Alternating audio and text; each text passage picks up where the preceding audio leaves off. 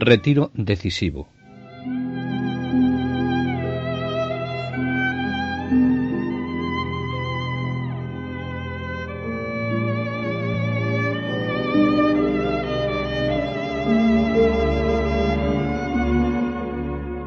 Al intentar penetrar en la vida y los escritos de San Juan de Ávila, nos puede pasar lo que ya anotaba su primer biógrafo y amigo personal del santo, Fray Luis de Granada, cuando le pidieron que escribiese su vida. Y así dice: «Después que me puse a considerar con atención la alteza de sus virtudes, me pareció cierto que ninguno podría competentemente escribir su vida, sino quien tuviese el mismo espíritu que él tuvo. Porque sus virtudes son tan altas, que claramente confieso que las pierdo de vista, y como me hallo insuficiente para alcanzarlas, así también para escribirlas.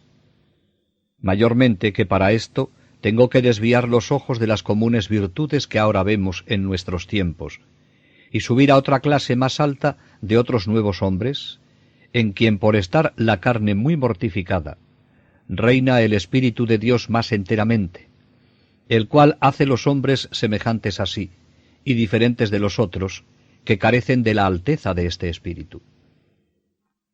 Y para decir algo de lo que siento, leyendo la vida de los santos pasados y mirando la de este siervo de Dios, que Él quiso enviar en nuestros tiempos al mundo, me parece que trató de imitarlos con todas sus fuerzas, porque vi en él una profundísima humildad, una encendida caridad, una sed insaciable de la salvación de las almas, un estudio continuo y trabajo para adquirirlas, con otras virtudes suyas que adelante se verán.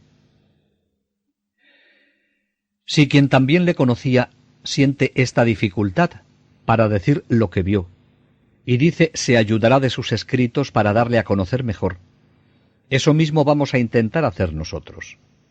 Al compás de su vida, tratar de ir penetrando más en su interior a través de lo que hizo y escribió, para aprovecharnos de su testimonio y de sus enseñanzas, y lograr, como él lo hizo, con la gracia de Dios, imitar a los santos que siguieron a Jesucristo.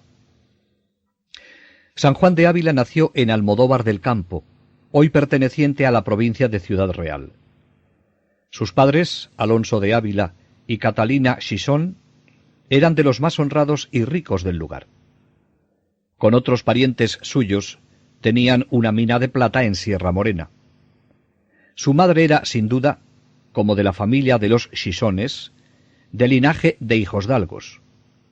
Su padre procedía más o menos remotamente de judíos conversos, a los que llamaban cristianos nuevos. Las prevenciones que en aquella época se tenían contra los conversos y sus descendientes dio lugar a una serie de medidas que hicieron sufrir a muchos. Esta sombra le acompañó a Juan toda la vida. Su origen judío aparecerá claramente en sus relaciones con los jesuitas. El matrimonio era tenido en muy buen concepto y aprecio por los vecinos. Sólo la realización de un deseo les faltaba para ser felices: que Dios les concediera un hijo. Para alcanzar del Señor esta gracia, cuentan que su madre, descalza y con una soga ceñida a las carnes, fue en romería a la ermita de Santa Brígida durante 13 días seguidos, para pedir al Señor, por intercesión de la santa, les concediese el tan deseado hijo. Sus oraciones fueron escuchadas, y el 6 de enero de 1499 o 1500 nació el pequeño Juan. Su infancia estuvo rodeada desde los primeros momentos por un ambiente profundamente religioso. No se sabe cómo transcurrieron sus primeros años. Seguramente aprendería en Almodóvar las primeras letras, algo de gramática y de humanidades, y sobre todo la doctrina cristiana que recibió al contacto con el ejemplo de sus padres y las enseñanzas que desde pequeño le proporcionaron. Cuando tenía 14 años, su padre, mirando por el futuro de su hijo, decidió enviarle a estudiar leyes en Salamanca, una carrera opuesta a su temperamento afectivo de orador y de orante, predicador y contemplativo. Allí estudió durante casi 4 años, sin llegar a graduarse porque el estudio de las leyes debió decir poco a este joven que tenía otras aspiraciones. Es en 1517 cuando parece tiene uno de esos encuentros misteriosos del hombre con Dios que le movió a dejar Salamanca. Algunos de sus biógrafos recogen una anécdota que no puede tener explicación sin recurrir a la acción del Espíritu Santo, que actúa en el interior del hombre. Esta acción es tanto más perceptible cuando se produce de una manera repentina y fuera del tiempo de la oración. Quizá fuese contada confidencialmente por el mismo Juan.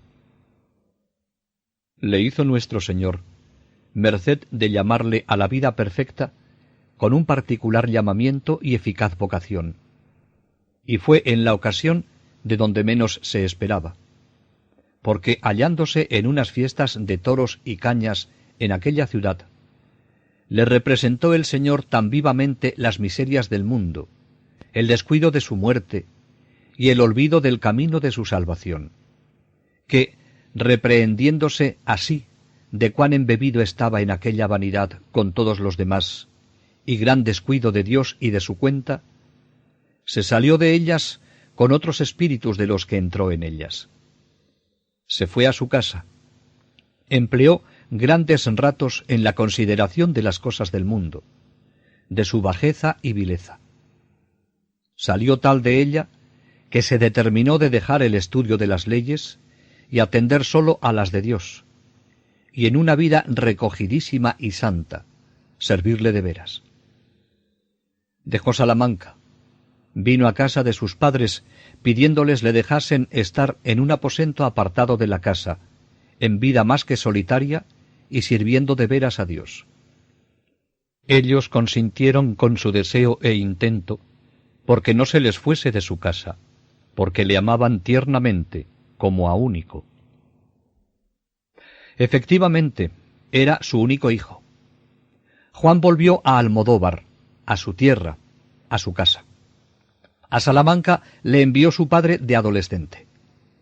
Ahora es ya un joven que se siente llamado con muy particular llamamiento, y él tiene que enfrentarse a su destino. Juan opta por el Dios amor. Renuncia a lo que el evangelista San Juan llama codicia de la carne, codicia de los ojos y la ostentación de lo que se tiene. No desea ni busca bienes materiales, comodidades, ni la honra y alabanza de los hombres, sino la gloria, el amor y el servicio de Dios. Él es un creyente que ha descubierto el amor de todo un Dios, manifestado en Jesucristo. Un creyente es Pablo, a quien él tanto admira y quiere seguir, porque es un hombre que se ha encontrado con Cristo, con esa visión que hace brotar un amor apasionado de fidelidad y de ponerle en el centro de su vida, considerando todo lo demás por basura en comparación de su conocimiento y amor. Y entonces ya no tiene más que una urgencia: comunicar lo que lleva por dentro. Y por eso la fe es esencialmente apostólica. Son los pasos que va a dar Juan en su vida de creyente en este retiro de 3 años que marcará lo que será su futuro. Futuro que él desconoce y que Dios, en su sabiduría divina, le irá manifestando poco a poco. Lo que ahora sabe es que Dios le llama a ser santo, a ser un cristiano auténtico, a entregarse de verdad. Pero ¿cómo y dónde? A este discernimiento tiene que enfrentarse y empleará los medios mejores: la oración y la penitencia.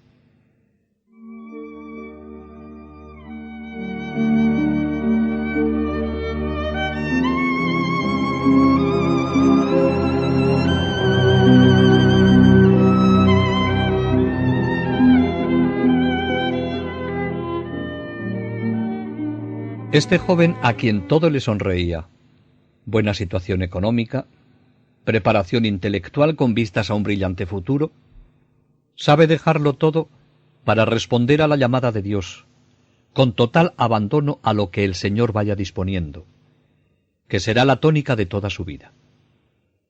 Ama a Dios con todo su corazón y quiere entregarse de lleno a conocer su voluntad, con el fin de seguirla con generosidad. ¿Qué hizo al llegar a su casa? Brevemente nos narran lo que fue su vida durante los 3 años siguientes. En este aposento tenía una celda muy pequeña y muy pobre, donde comenzó a hacer penitencia y vida muy áspera. Su cama era sobre unos sarmientos, y la comida era de mucha penitencia, añadiendo a esto cilicio y disciplinas. Los padres sentían esto tiernamente, mas no le contradecían, considerando, como temerosos de Dios, las mercedes que en esto les hacía. Perseveró en este modo de vida casi 3 años. Se confesaba muy a menudo, y su devoción comenzó por el Santísimo Sacramento, y así estaba muchas horas delante de él. Y de ver esto, y la reverencia con que comulgaba, fueron muy edificados así los clérigos como la gente del lugar. Así se prepara para los planes que Dios tiene sobre él: oración, sacramentos, penitencia. Y es así como vemos es eficaz todo apostolado, en la soledad y la oración, que es donde Dios se comunica. Este ejemplo, como el de tantos santos a lo largo de la historia de todas las épocas, ha de provocar un cuestionamiento en nuestra vida. Al confrontar su vida con la nuestra, fácilmente la primera justificación que nos brota es decir que eran otros tiempos. Es verdad, pero en todos los tiempos Dios sigue siendo el mismo. Sigue llamando a los hombres y ofreciéndoles su amor e invitándoles a su seguimiento e imitación. También podemos justificarnos diciendo que Él era llamado para una misión especial. Pero es que la vocación de cada persona siempre es especial, porque es la que Dios quiere, y hemos de responderle con una entrega total a sus designios, en cualquier edad en que nos encontremos, en cualquier situación y en cualquier estado, y cumplir toda su voluntad, prescindiendo de la valoración que hacemos los hombres. Dios tiene otros baremos. Hay realidades cristianas que deben ser vividas por todos, cada uno desde nuestro puesto, pero sin rebajar las exigencias que todo amor lleva consigo. Y Juan de Ávila es un ejemplo de cómo debe vivir un cristiano, un sacerdote y un religioso, porque es un testigo y un maestro que hoy tiene mucho que enseñarnos. Al ver el tipo de vida que elige un joven de su edad, de sus cualidades, que podía vivir cómodamente y aspirar a puestos importantes, nos quedamos sorprendidos cuando nos dicen que estos 3 años se dedicó a la oración y a la penitencia. ¿Quién le enseñó la oración que experimentó con los progresos que alcanzó a lo largo de su vida? Dios fue su maestro, y él se dejó enseñar dedicándole todo su tiempo y acogiendo su palabra. Hoy, muchos cristianos, e incluso religiosos y sacerdotes, se lamentan de que no saben orar, o que se les hace difícil o duro el tiempo que a orar dedican, o que no tienen tiempo. Es cierto que las condiciones de la sociedad moderna no favorecen la oración. El ritmo de vida con sus trabajos, sus preocupaciones, y este mundo inmerso en el sonido y la imagen, que tampoco favorece la vida de fe, parece interponerse en nuestro camino de relación con Dios. Pero no podemos engañarnos. La dificultad no radica en lo exterior. Es más profunda y está relacionada con la propia mentalidad. En un contexto intelectual, en el que se prefiere descubrir la verdad mediante los intercambios de grupo, convivencias, cursillos sobre temas espirituales, cursos de oración, de liturgia, de ejercicios, en los que se habla pero no se ora, se hace muy difícil descubrir la verdad que viene de lo alto. La educación en la oración exige una experiencia que trascienda el trabajo de reuniones, convivencias y discusiones, que pueden ser legítimas en su nivel. Pero si queremos orar, hay que entrar en una actitud de silencio, de acogida y pobreza, que permita la revelación de Dios.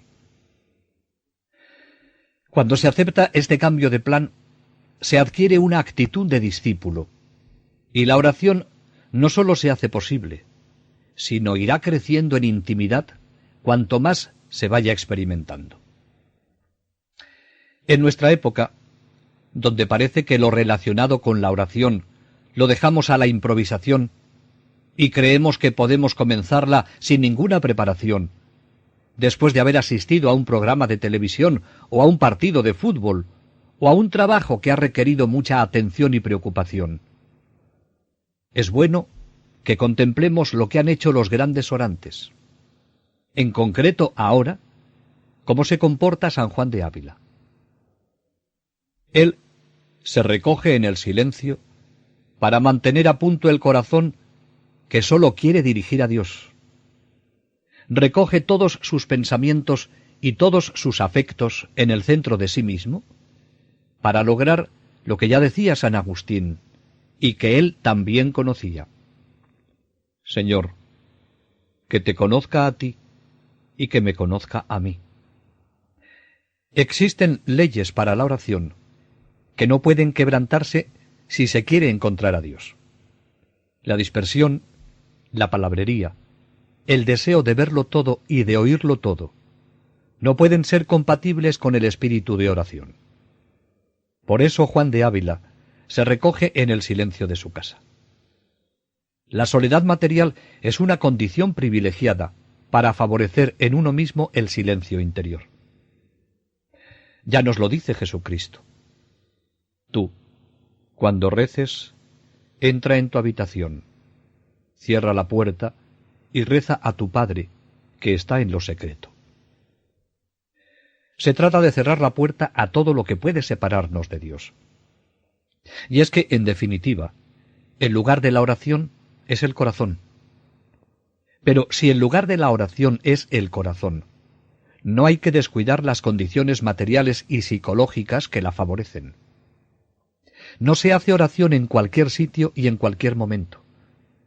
Hay lugares y tiempos para la oración. El lugar normal para encontrarse con Dios es la iglesia, la capilla, la habitación.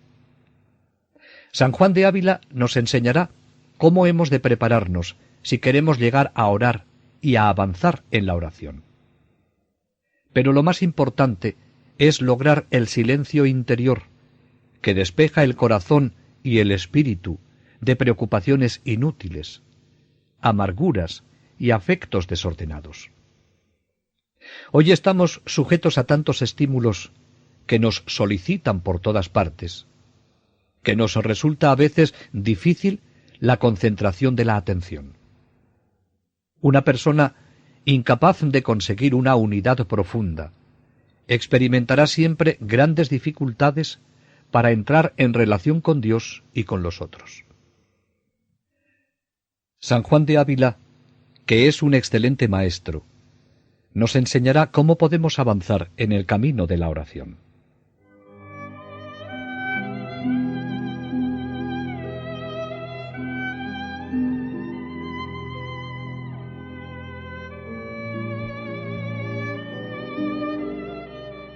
Para San Juan de Ávila, la oración es una dimensión fundamental de la vida cristiana, y en concreto, la que se ha llamado oración formal. Es un tema del que se habla mucho y pocos lo cuestionan en la teoría, pero quizá no se practica con la dedicación que conviene a todo cristiano, religioso y sacerdote. Por eso necesitamos conocer cuál ha sido la experiencia de los santos y a qué han dado primacía en su vida para seguir su ejemplo, que en definitiva es el que Jesús practicó y nos enseña. Todos estamos convencidos de la necesidad de la oración, pero es un tema que de tiempo en tiempo entra en crisis. El peligro puede venir por la falta de valoración de la oración o por la falta de práctica con la excusa de que tenemos muchas cosas que hacer. La pregunta que tendríamos que hacernos es: ¿cuál es mi escala de valores? Porque todos los hombres tenemos nuestra escala de valores. Tenemos un cuadro de referencia desde el cual muchas veces, sin darnos cuenta, elegimos, actuamos, hacemos unas cosas pero no hacemos otras, y siempre encontramos tiempo para las que nos interesan, para lo que de verdad queremos. Cuando nos planteamos el tema de la oración, de nuestra relación con Dios a lo largo del año, del mes, del día, sentimos la necesidad de dedicarle tiempos largos en la jornada, porque no es lo mismo una oración de 10 minutos que cuando estamos una hora completa. De la misma manera, nuestra vida espiritual nos está pidiendo que un día al mes lo dediquemos a un encuentro solitario con el Señor, para revisar, impulsar, crecer en nuestro trato con Dios. Y durante el año es necesario hacer un alto en el camino, dejar todas nuestras actividades y preocupaciones, y dedicar unos días por completo a unos ejercicios o a un retiro de oración silenciosa. No podemos imitar a San Juan de Ávila, retirándonos 3 años a hacer oración. Pero sí podemos dedicar un tiempo del año a una oración más intensa y prolongada. Si no sabemos, para aprender. Si la hemos practicado, pero la hemos descuidado, para volver a encontrar de nuevo el gusto por la oración. Y si vamos por el buen camino, para crecer más en ese contacto con Dios. En la oración prolongada encontramos el límite de nuestras fuerzas y de nuestras posibilidades humanas, y estamos entonces en condiciones de ofrecernos a la acción del Espíritu Santo, porque como nos dice un autor espiritual, sólo una cierta experiencia personal de Dios es capaz de oponerse a la tendencia al materialismo en nuestra vida. Sólo ella es capaz de darnos un punto de referencia en un momento en que la fe es severamente criticada. En muchos sectores quizá no es criticada, pero es marginada. Se ignora o no se practica. A Juan de Ávila fue el Espíritu Santo el que le impulsó a realizar la experiencia de oración y penitencia. El mismo Espíritu Santo que vive en nosotros es el que nos impulsa a realizar esta experiencia de oración anual, mensual y diaria. Tendremos que discernir a la luz de Dios cómo tenemos que ser fieles a esta obligación desde nuestra vocación personal o específica. Existe un peligro no lejano a la realidad.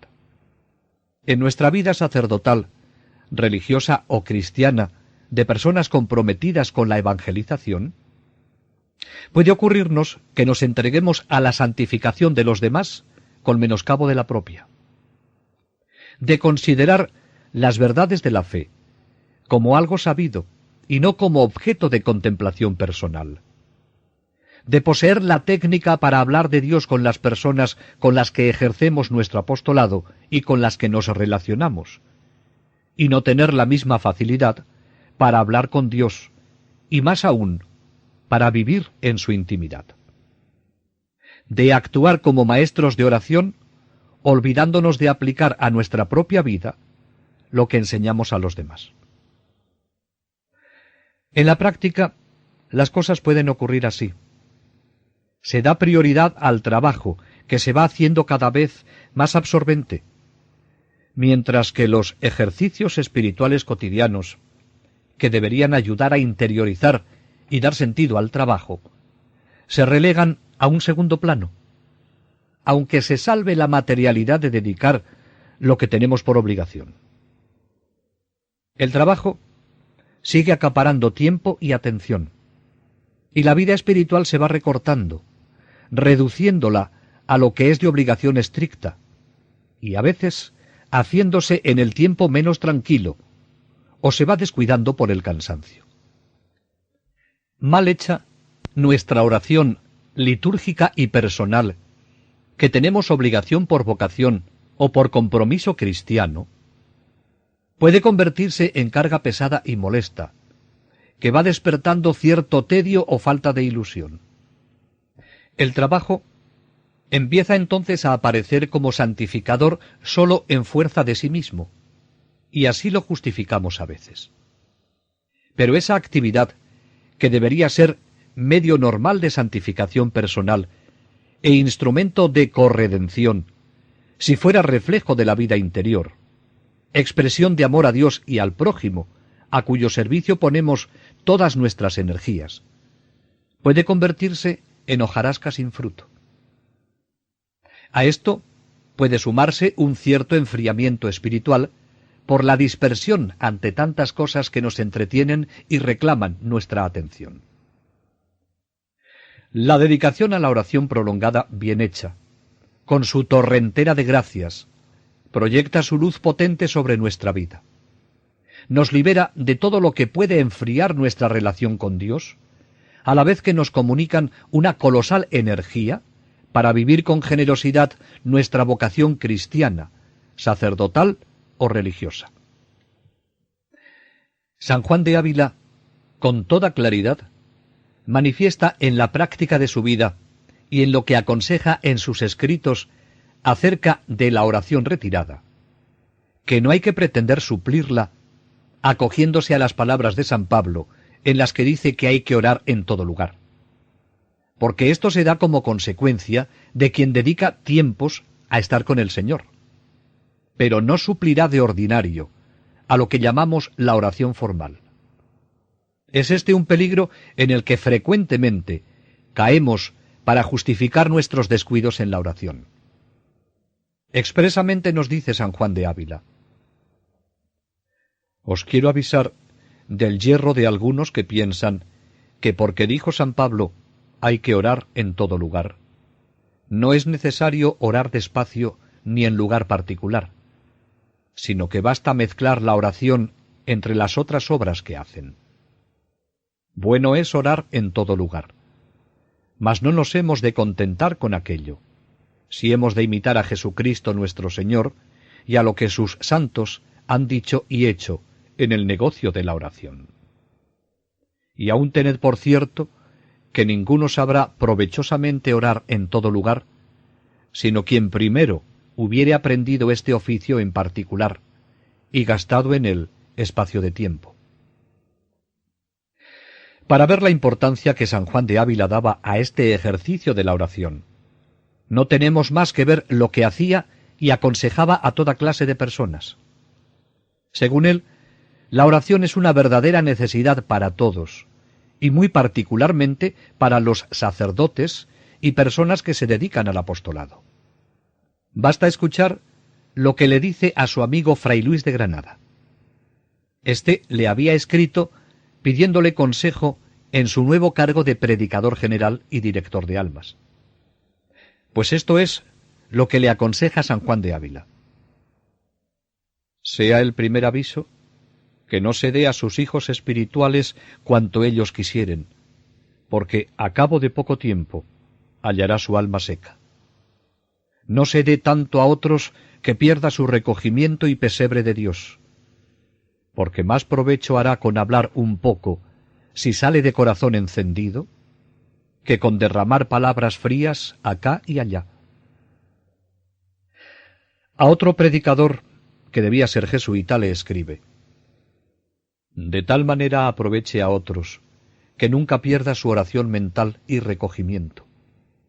Y en esto mire muy mucho, porque he visto algunos que han dado cuanto tenían y se quedaron pobres para sí y para otros. Más imprime una palabra después de haber estado en oración, que 10 sin ella. No en mucho hablar, mas en devotamente orar y bien obrar está el aprovechamiento. Y por eso, así hemos de mantener a los otros como nunca nos apartemos de nuestro pesebre, y nunca falte el fuego de Dios en nuestro altar. Y así aconsejaba siempre. Podía hacerlo con autoridad quien ya desde su juventud vemos cómo la practicaba. Sus palabras no suenan a hueca teoría, sino a pleno convencimiento de quien ha experimentado lo que el trato con Dios supone en la vida de toda persona.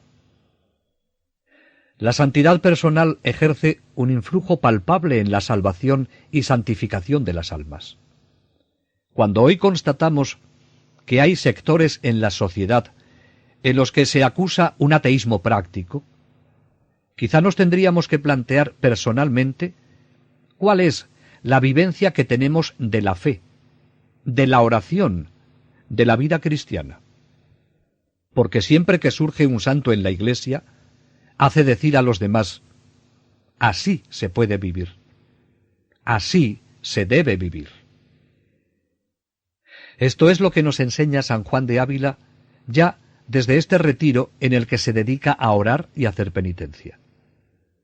Él ya vive lo que luego diría San Juan de la Cruz en una frase muy sintética pero llena de contenido. Nadie se entrega a una labor de mortificación sin previas ansias de amor. Es el amor el que le mueve a San Juan de Ávila. Su ascética brota de un espíritu que se siente personalmente llamado por Dios y convocado a una relación interpersonal con Él. Así le prepara Dios cuando se abre a la vida. Dios mismo fue su maestro en este largo noviciado. Del ejemplo dado en aquellos 3 años en su casa, quedó en Almodóvar una memoria muy viva. Su oración, su devoción al Santísimo Sacramento, su vida de penitencia, todo esto en un joven de 18 a 20 años, a quien todo le sonreía en todos los aspectos, producía admiración.